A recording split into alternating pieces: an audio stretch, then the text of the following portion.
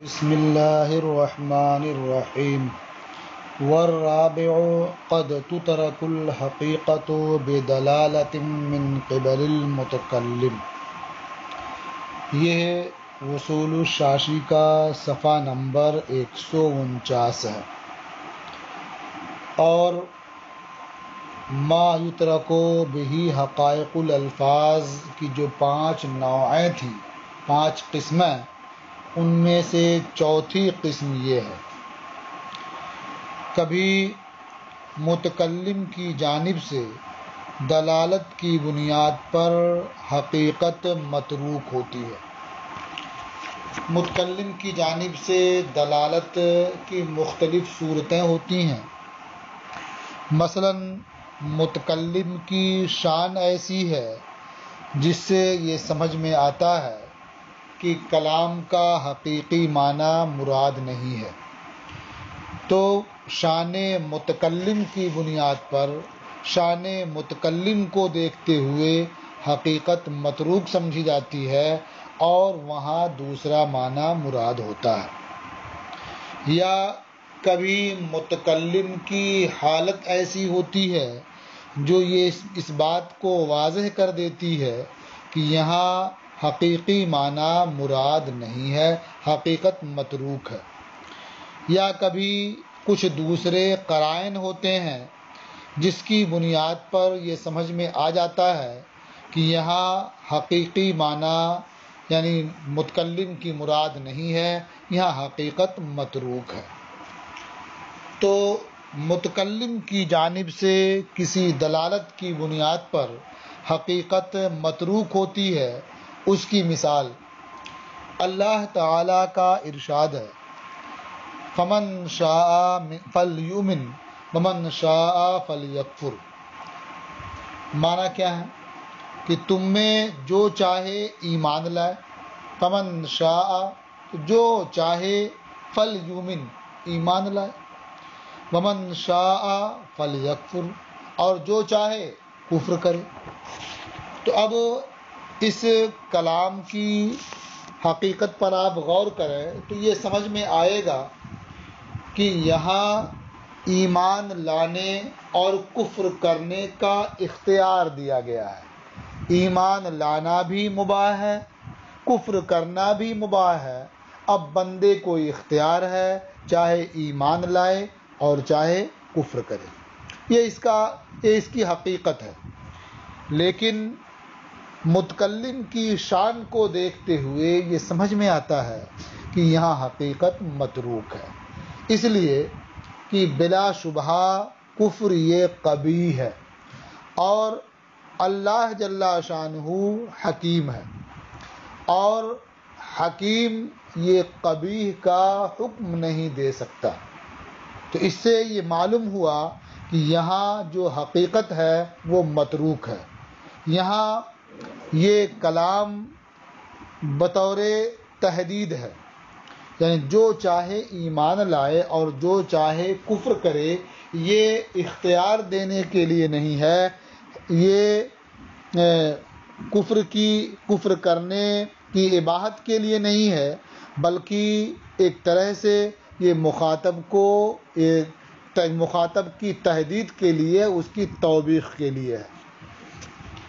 اور تحدید اسی لیے ہوتی ہے تاکہ سامنے والا وہ کام نہ کرے۔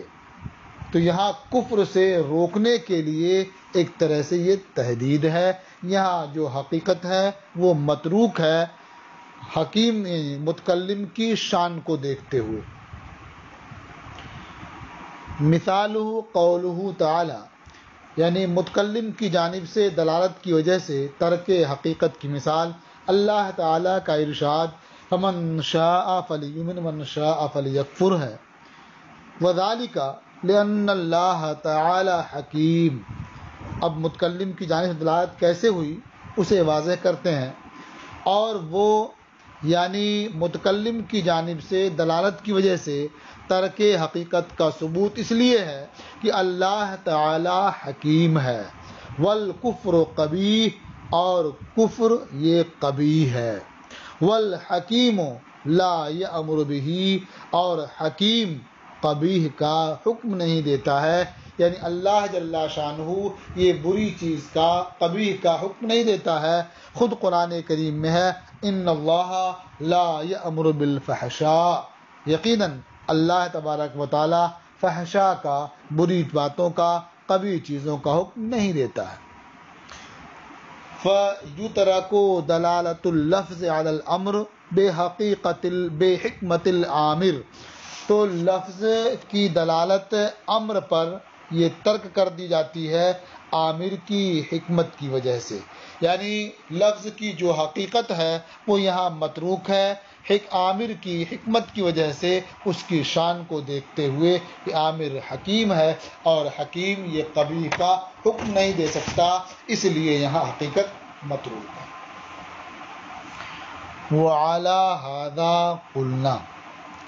اور اسی بنیاد پر ہم نے کہا، یعنی متکلم کی جانب سے دلالت کے سبب حقیقت متروک ہوتی ہے، اس بنیاد پر ہم نے یہ کہا کہ جب کوئی آدمی دوسرے کو گوشت خریدنے کا وکیل بنائے تو اب یہ دیکھا جائے گا کہ جو موکل ہے وہ مسافر ہے یا مقیم ہے۔ اگر وہ موکل مسافر ہے، کہیں راستے میں پڑاؤ ڈالے ہوئے ہے، تو اس کا وکیل بنانا گوشت خریدنے کا یہ محمول ہوگا پکا ہوا گوشت خریدنے پر یا بھنا ہوا گوشت خریدنے پر۔ اور اگر وہ موکل صاحب منزل ہے، کہیں اقامت کیے ہوئے ٹھہرا ہوا ہے اور اس نے وکیل بنایا گوشت خریدنے کا، تو یہ محمول ہوگا کچا گوشت خریدنے پر۔ تو اب اگر وہ مسافر ہے، راستے میں اترا ہوا ہے اور اس نے کسی کو وکیل بنایا کہ گوشت خرید لاؤ، تو اس سے سمجھا جائے گا کہ یہ پکا ہوا گوشت خریدنے کا وکیل بنا رہا ہے، لہٰذا اگر وہ وکیل پختہ یا بھنا ہوا گوشت خرید کر کے لاتا ہے تو یہ موکل کی طرف سے مانا جائے گا، اور اگر وہ کچا گوشت خرید کر کے لاتا ہے تو موکل کی طرف سے نہیں مانا جائے گا۔ اور اگر وہ اقامت کیے ہوئے ہے، کہیں ٹھہرا ہوا ہے اور اس نے وکیل بنایا گوشت خریدنے کا، تو اب یہ محمول ہوگا کہ کچا گوشت خرید کر کے لائے، تو اب اگر وہ پختہ یا بھنا ہوا گوشت خرید کر کے لاتا ہے تو یہ موکل کی طرف سے نہیں ہوگا، بلکہ یہ وکیل کا اپنا فعل ہوگا۔ تو یہ متکلم کی حالت کو دیکھ کر کے اس بات کا اندازہ ہوا کہ یہاں حقیقت متروک ہے، ورنہ دونوں صورتوں میں، یعنی موکل چاہے مسافر ہو چاہے مقیم ہو، دونوں صورتوں میں جب اس نے گوشت خریدنے کا وکیل بنایا تو حقیقت یہ ہے کہ یہ عام ہے، یہ مطلق ہے، چاہے وہ پختہ اور بھنا ہوا گوشت خریدے یا کچا گوشت خریدے، دونوں صورتوں میں دونوں کو یہ عام ہے۔ لیکن متکلم کی حالت کو دیکھتے ہوئے یہ طے ہوا کہ یہاں مسافر ہوگا تو اسے پختہ اور بھنے ہوئے گوشت پر محمول کیا جائے گا، اور مقیم ہوگا تو اسے کچا گوشت خریدنے پر محمول کیا جائے گا۔ اس کو آپ یوں سمجھ سکتے ہیں کہ ایک آدمی آیا ہوا ہے، مہمان ہے اس مدرسے میں، اور کھانے کا وقت ہو گیا، اور ایک استاذ جو تنہا رہتے ہیں، فیملی کے ساتھ نہیں رہتے ہیں، کھانے کا وقت ہو گیا، کہا کہ جاؤ گوشت لے آؤ۔ اب اس کو محمول کیا جائے گا اس بات پر کہ جو ہوٹل پر پکا ہوا یا بھنا ہوا گوشت ملتا ہے وہ حضرت منگانا چاہتے ہیں۔ اب اگر شاگرد جا کر کے قصبے سے، آبادی کے اندر سے کچا گوشت خرید کر کے لے آئے تو ہر کوئی یہی کہے گا اس نے استاذ کی بات نہیں سمجھی۔ مہمان ہے، کھانے کا وقت ہو گیا، بچوں کے ساتھ وہ رہتے نہیں ہیں، تنہا رہتے ہیں، تو وہ کہاں پکائیں گے؟ تو اس کا مطلب کیا ہوا کہ وہ پکا ہوا اور بھنا ہوا گوشت چاہ رہے تھے۔ اور جو اساتذہ اپنے بچوں کے ساتھ فیملی کالونی میں رہتے ہیں، ان میں سے کسی نے فجر بعد کسی بچے سے کہا کہ جا کر کے گوشت لے آؤ، تو اس کا مطلب کیا ہے؟ کچا گوشت لے آؤ تاکہ وہ گھر بنوائیں گے اور وہ اور ان کے بچے کھائیں گے۔ تو جس طرح آپ یہاں سمجھ جاتے ہیں، اسی طرح اس حالت کو بھی سمجھیں کہ جب ایک آدمی سفر میں ہے، راستے میں کہیں ٹھہرا ہوا ہے، تو وہ یہ چاہتا ہے کہیں گوشت مل جائے، کھائیں پئیں اور یہاں سے چلتے بنیں۔ اس لیے جب اس نے گوشت خریدنے کا وکیل بنایا تو اسے محمول کیا جائے گا پکے یا بھنے ہوئے گوشت پر۔ اور کہیں مقیم ہے اور وہ گوشت منگوا رہا ہے، اس کا مطلب کچا گوشت منگوا رہا ہے تاکہ گوشت آئے اور یہ پکائیں اور اس کے بعد کھائیں اور پھر آرام کریں۔ تو یہاں حقیقت متروک ہے متکلم کی حالت کو دیکھتے ہوئے۔ وَعَلَى هَذَا قُلْنَا، اور اس بنیاد پر ہم نے کہا، اذا وکلا بشراء اللحم، جب کوئی آدمی دوسرے کو گوشت خریدنے کا وکیل بنائے، فَإِنْ كَانَ مُسَافِرًا نَزَلَ عَلَى الطَّرِيقِ، تو اگر وہ وکیل بنانے والا مسافر ہو، راستے پر اترا ہوا ہو، فَهُوَ عَلَى الْمَطْبُوخِ، تو اس کی توکیل محمول ہوگی پکے ہوئے گوشت کے خریدنے پر، او علی المشوی، یا بھنے ہوئے گوشت خریدنے پر۔ یعنی یہ سمجھا جائے گا کہ اس نے جو وکیل بنایا ہے وہ پکا ہوا گوشت خریدنے یا بھنا ہوا گوشت خریدنے کا وکیل بنایا ہے۔ وَإِنْ كَانَ صَاحِبَ مَنزِلٍ فَهُوَ عَلَى النِّيَّةِ، اور اگر موکل صاحب منزل ہے، اقامت کیے ہوئے ہے اور اس نے وکیل بنایا، تو یہ توکیل یہ محمول ہوگی کچا گوشت خریدنے پر، یعنی یہ سمجھا جائے گا کہ اس نے کچا گوشت خریدنے کا وکیل بنایا۔ اب دونوں صورتوں میں اگر وہ اس کے خلاف کرتا ہے تو یہ سمجھا جائے گا کہ وہ موکل کی طرف سے نہیں ہے بلکہ وکیل کی اپنی طرف سے ہے۔ یہ ایک مثال ہوئی، ایک قول ہوا۔ وَمِنْ هَذَا النَّوْعِ يَمِينُ الْفَوْرِ، اور اسی قبیل سے، اسی نوع سے یمین فور ہے۔ یمین فور یہ وہ یمین ہے جو لفظاً معبد ہو اور معناً موقت ہو، یعنی لفظ کو دیکھ کر کے یہ معلوم ہوتا ہے کہ یہ ہمیشہ کے لیے ہے، لیکن معنی کے اعتبار سے وہ یمین موقت ہوتی ہے، اسی وقت کے ساتھ وہ مقید ہوتی ہے دلالت حال کی بنیاد پر۔ جیسے کوئی شخص دسترخوان پر بیٹھا ہوا ہے، دوسرا آدمی اس کے پاس آیا اور یہ کہہ رہا ہے تعال تغدى معي، آؤ میرے ساتھ کھانا کھاؤ، یعنی میرے ساتھ ناشتہ کرو یا میرے ساتھ دوپہر کا کھانا کھاؤ۔ یہ تغدہ میں یہ صبح کا کھانا ہوتا ہے نصف نہار تک، تو اس میں ناشتہ بھی آ سکتا ہے اور دوپہر کا کھانا ہوگا۔ تو کہا آؤ میرے ساتھ کھانا کھاؤ، تو جسے بلایا تھا اس نے کہا واللہ لا اتغدى، بخدا میں کھانا نہیں کھاؤں گا۔ تو اس کا یہ کہنا کہ واللہ لا اتغدى یہ پھر جائے گا اس کھانے کی طرف جس کے لیے اس شخص نے بلایا ہے، دعوت دی ہے۔ لہذا اگر اس مہمان نے یا آنے والے شخص نے اسی دن اسی کے گھر میں اسی کے ساتھ بعد میں کھانا کھایا یا دوسرے کے ساتھ بعد میں کھانا کھایا اسی دن، تو حانث نہیں ہوگا، کیونکہ دلالت حال سے یہ سمجھ میں آتا ہے کہ وہ جو منع کر رہا کہ واللہ لا اتغدى، بخدا میں کھانا نہیں کھاؤں گا، یہ جس کھانے کے لیے وہ بلا رہا ہے وہ کھانا نہیں کھائے گا اس وقت اس کے ساتھ، یہ دلالت حال سے معلوم ہوا۔ لہذا لا اتغدى ماں کا میں تیرے ساتھ کھانا نہیں کھاؤں گا یہ معبد ہے، کبھی تیرے ساتھ کھانا نہیں کھاؤں گا یہ معلوم ہوتا ہے، لیکن دلالت حال سے معلوم ہوتا ہے کہ یہ موقت ہے، یعنی فوراً تم جس کھانے کے لیے مجھے بلا رہے ہو میں بخدا یہ کھانا نہیں کھاؤں گا۔ تو اسی قبیل سے یعنی متکلم کی جانب سے دلالت کی بنیاد پر حقیقت متروک ہوتی ہے، اسی قبیل سے یمین فور ہے۔ اس کی مثال جب کوئی شخص دوسرے سے کہے تعال تغدى معي، آؤ میرے ساتھ کھانا کھاؤ، فقال، تو وہ شخص جسے دعوت دی گئی، جسے بلایا گیا، اس نے کہا واللہ لا اتغدى، بخدا میں کھانا نہیں کھاؤں گا۔ اب حقیقت کے لحاظ سے کیا ہے، یہ معبد ہو، یعنی کبھی اس کے ساتھ کھانا نہ کھائے، لیکن یہ مراد نہیں ہے۔ یا نصرف ذلك الى الغداء المدعو الیہ، تو یہ کہنا اس کا یہ قول یا اس کی یہ قسم پھر جائے گی اس کھانے کی طرف جس کے لیے اسے بلایا گیا ہے، دعوت دی گئی ہے۔ حتی لو تغدى بعد ذلك في منزله معه او مع غیره في ذلك اليوم لا يحنث، یہاں تک کہ اگر قسم کھانے والے شخص نے اس کھانے کے بعد جس کے لیے اسے بلایا گیا تھا اس بلانے والے کے گھر میں بلانے والے کے ساتھ کھایا یا بلانے والے کے علاوہ دوسرے کے ساتھ اسی دن کھایا، لا یحنث تو حانث نہیں ہوگا۔ ایک تیسری مثال، وَكَذَا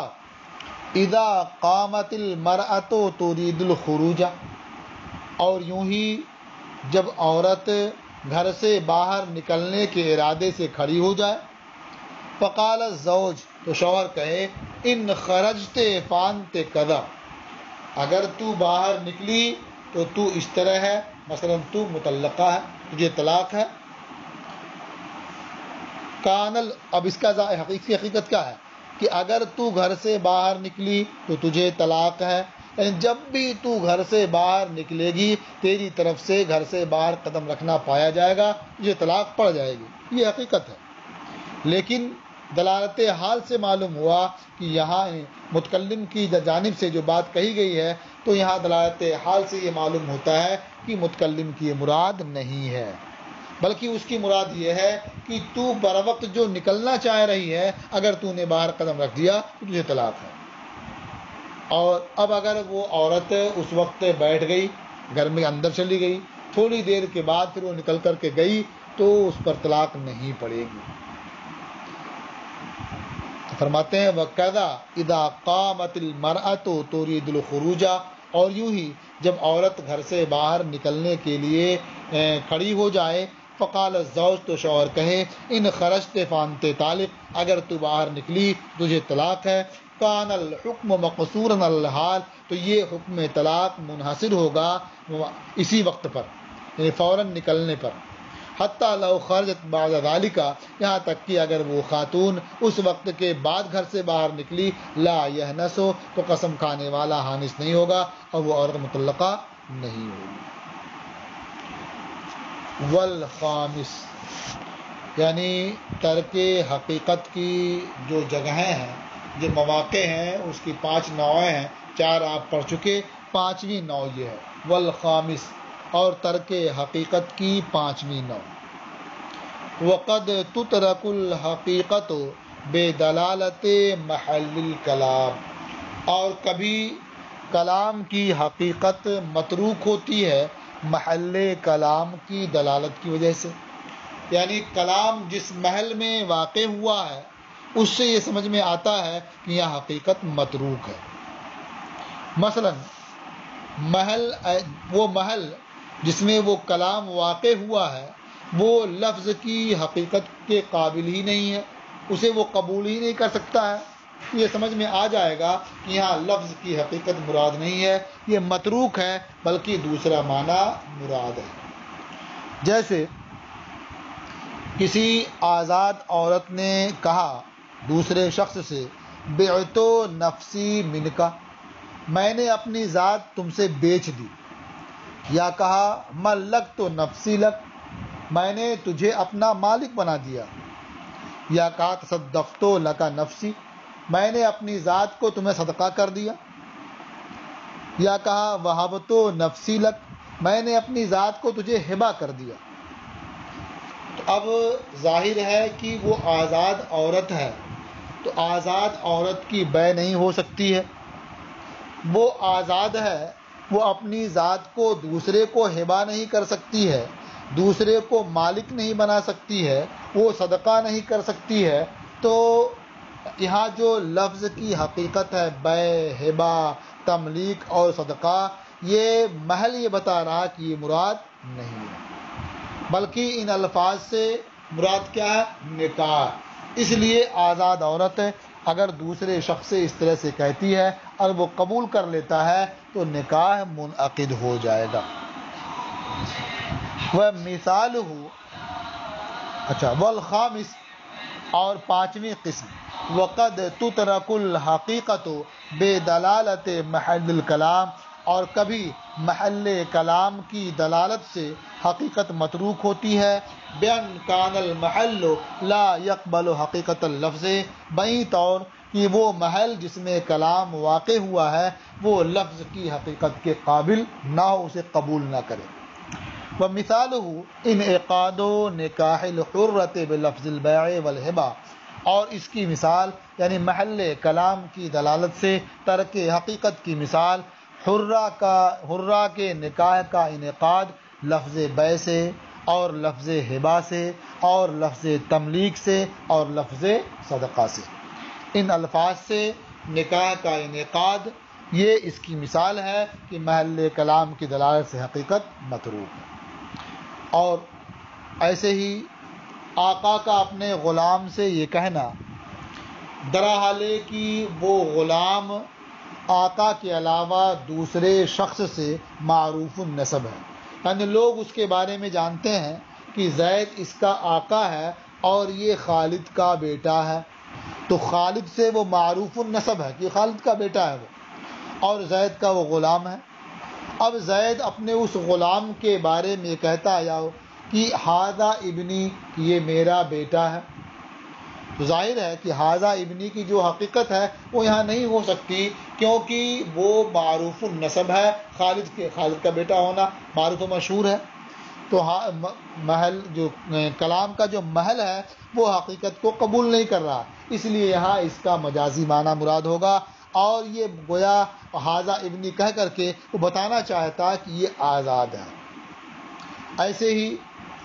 آقا نے اپنے اس غلام سے جو غلام عمر میں آقا سے بڑا ہے یہ کہتا ھذا ابنی، یہ میرا بیٹا ہے، تو ظاہر ہے کہ کوئی بھی بیٹا اپنے باپ سے عمر میں بڑا نہیں ہو سکتا، اور یہاں آقا یہ چھوٹا ہے اور غلام عمر میں اس سے بڑا ہے، اور آقا کہہ رہا کہ یہ میرا بیٹا ہے، اس کا مطلب صاف ہے کہ یہاں حقیقت مراد نہیں ہے، اس لیے کہ جو محل کلام ہے وہ حقیقت کے قابل ہی نہیں ہے، تو یہاں معنی مجازی مراد ہے، یعنی ھذا ابنی کہنے سے وہ آقا یہ بتانا چاہتا ہے کہ یہ آزاد ہے، میرا آزاد کیا ہوا یہ ہے۔ وَقَوْلُهُ لِعَبْدِهِ، اور آقا کا اپنے غلام سے کہنا، وَهُوَ مَعْرُوفُ النَّسْبِ مِنْ غَيْرِهِ، اس حال میں کہ وہ غلام آقا کے علاوہ سے معروف النسب ہے، کیا کہنا ھذا ابنی، یہ میرا بیٹا ہے۔ اور یوں ہی جب آقا اپنے غلام سے کہے اس حال میں کہ وہ غلام آقا سے عمر میں بڑا ہے، کیا کہے ھذا ابنی، یہ میرا بیٹا ہے، کانا مجازن عن العتق، تو یہ ھذا ابنی یہ مجاز ہوگا عتق سے، یعنی ھذا ابنی یہ میرا بیٹا ہے، اس کا معنی یہ ہوا یہ میرا آزاد کردہ ہے، یہ میرا آزاد کیا ہوا ہے۔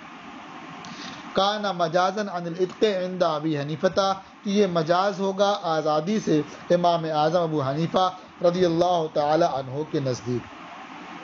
خلافاً لہما، اس مسئلے میں صاحبین رحمہم اللہ کا اختلاف ہے۔ اختلاف کی بنیاد کیا ہے؟ بناءً علی ما ذکرنا، یہ اختلاف مبنی ہے اسی بات پر جو ہم پہلے بیان کر چکے ہیں۔ کیا بیان کیا ہے؟ ان المجاز خلف عن الحقیقت فی حق اللفظ عندہ، کہ مجاز یہ حقیقت کا نائب اور بدل ہوتا ہے حق لفظ میں امام اعظم ابو حنیفہ رحمۃ اللہ علیہ کے نزدیک، یعنی اگر اس کا تلفظ اور اس کا تکلم صحیح ہے، اس کی ترکیب درست ہے اور معنی حقیقی مراد لینا وہاں مشکل ہے، تو معنی مجازی وہاں مراد لے لیا جاتا ہے۔ اور مجاز حقیقت کا بدل اور نائب ہے حق حکم میں صاحبین رحمہ اللہ کے نزدیک، یعنی اگر وہ حقیقت کے لحاظ سے، یعنی اگر وہ ایسا ہے کہ وہاں معنی حقیقی مراد ہو سکتا ہے لیکن کسی عارض کی بنیاد پر یہاں معنی حقیقی مراد ہو سکتا ہے لیکن کسی عارض کی بنیاد پر معنی حقیقی وہاں مراد نہیں لیا جا سکتا، تو وہاں معنی مجازی مراد لیا جاتا ہے اس کے نزدیک، صاحبین رحمہ اللہ کے نزدیک۔ تو چونکہ یہاں جو معنی حقیقی ہے چھوٹی عمر کا باپ ہو اور بڑی عمر کا بیٹا ہو، یہ معنی اسے بیٹا کہنا، یہ معنی حقیقی مراد لینا یہاں متعذر ہے، یہ ناممکن ہے، اس لیے اسے مجاز کی طرف محمول نہیں کیا جائے گا اور یہ کلام لغو ہو جائے گا۔ یہ ما یترک بہ حقائق الالفاظ کی 5 نوعیں تھیں اور 5 نوعیں آپ پڑھ چکے، اور اس طرح سے یہ فصل ختم ہوئی اور آج کا آپ کا سبق مکمل۔